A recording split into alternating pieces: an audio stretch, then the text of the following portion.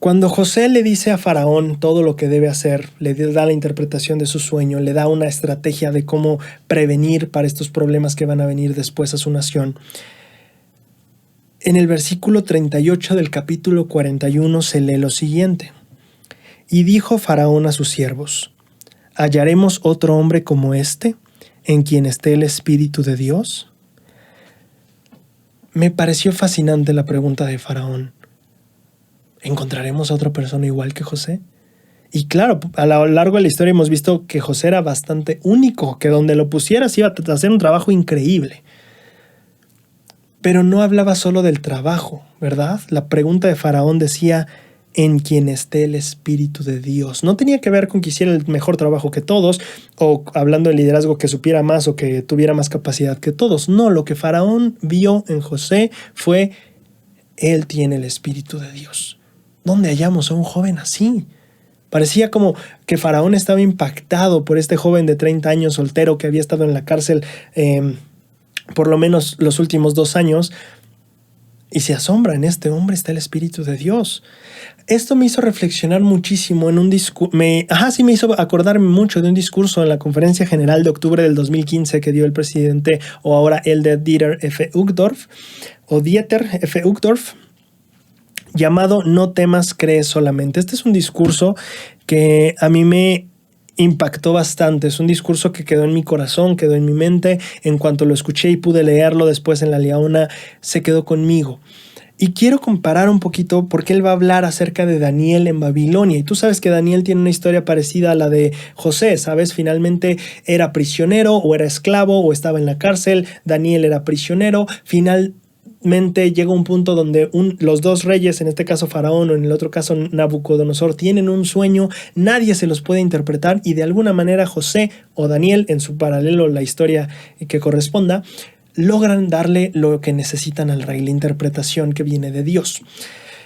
Quiero leer las palabras del presidente Uchtdorf que hablan de Daniel, pero quiero aplicarlas a José en la historia que estamos viendo ahorita.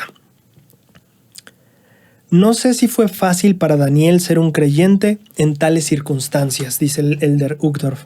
Algunas personas son bendecidas con un corazón creyente. Para ellas la fe parece venir como una dádiva del cielo. Pero me imagino que Daniel era como muchos de nosotros, que tenemos que luchar por nuestro testimonio. Estoy seguro de que Daniel pasó muchas horas de rodillas orando, depositando sus inquietudes y temores sobre el altar de la fe y esperando a que el Señor le diera entendimiento y sabiduría. Nuestro desafío es poner en práctica diariamente los principios del Evangelio restaurado de Jesucristo y vivir fieles a los mandamientos de Dios. Tendremos que permanecer tranquilos bajo la presión del grupo, no impresionarnos por las tendencias populares o los falsos profetas, no hacer caso al ridículo de los impíos, resistir las tentaciones del maligno y superar nuestra propia pereza. Piensen en ello. ¿Cuánto más fácil habría sido para Daniel o José sencillamente seguir las costumbres de Babilonia? Podría haber dejado de lado el restrictivo código de conducta que Dios había dado a los hijos de Israel.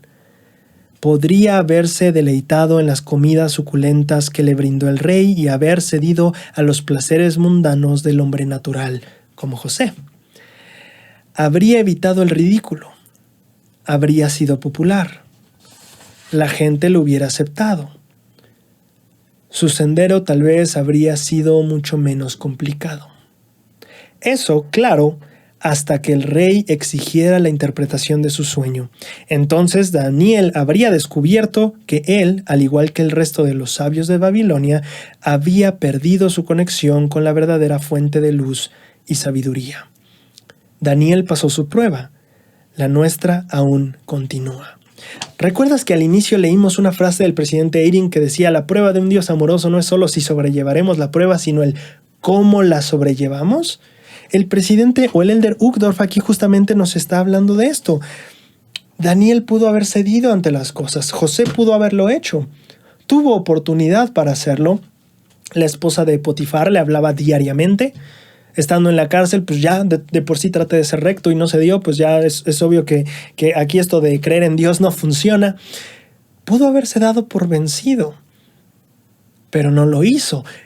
Y aquí es el detalle que nos explicaba el presidente Eyring. No se trata solo de pasar la prueba, no se trata solo de pasar los 2 años o 3 años de la cárcel, no se trata solo de ser el esclavo de Potifar, se trata en cómo lo hacemos, si la rectitud va a quedar en nosotros o no va a quedar en nosotros. No es solo ver si pasamos la prueba, sino a través de la prueba nos mantenemos con Dios. Esa es la prueba. Eso es lo que se evalúa, no si pasamos al final la prueba, todos lo haremos. La pregunta es, ¿la pasarás con Dios o te soltarás de Él? Y esa era la pregunta que estaba para la prueba de José. José iba a pasar siendo esclavo, iba a pasar en la cárcel. No solo era ver si pasaba la cárcel o si alcanzaba a vivir como esclavo, no. Era ver si se mantenía aferrado a Dios en la prueba, no solo pasar la prueba. Daniel y José, podríamos decir, pasó su prueba. La nuestra aún continúa.